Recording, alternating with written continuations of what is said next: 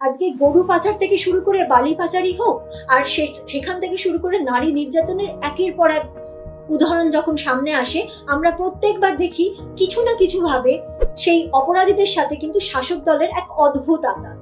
এই অপরাধী মনোজিৎ মিশ্র, সে তো জানতো যে তৃণমূলের বড় মেজো সেজো ছোট সব ধরনের নেতাদের স্নেহের হাত তার কাঁধে আছে, তাই অপরাধ করার সময় না অপরাধীর মধ্যে বিন্দুমাত্র সংশয় বা ভয় কাজ করে না। যখন মেয়েটির সাথে এই ঘটনা ঘটছিল, কলেজ কর্তৃপক্ষ কোথায় ছিলেন? কলেজের সিসিটিভি কোথায় ছিল? বাকি স্টুডেন্টরা কোথায় ছিল? কলেজের শিক্ষকরা কোথায় ছিলেন? মেয়েটির যখন চিৎকার করছিল সেখানে সেই মুহূর্তে কেউ কেন উপস্থিত ছিল না? কলেজের সিসিটিভি কি করছিল?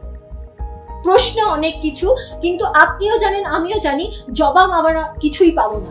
কিছুদিন আগে আমরা দেখেছিলাম আরজি কর মেডিকেল কলেজের একজন অন ডিউটি ডক্টর অভয়াকে কি পাশবিক ভাবে নির্যাতন করে তাকে হত্যা করা হয়েছিল। প্রতিবাদ হয় কিন্তু সুরাহা হয়, আর সেই সুরাহা হয় না বলেই কিন্তু একের পর এক এই ঘটনা ঘটে।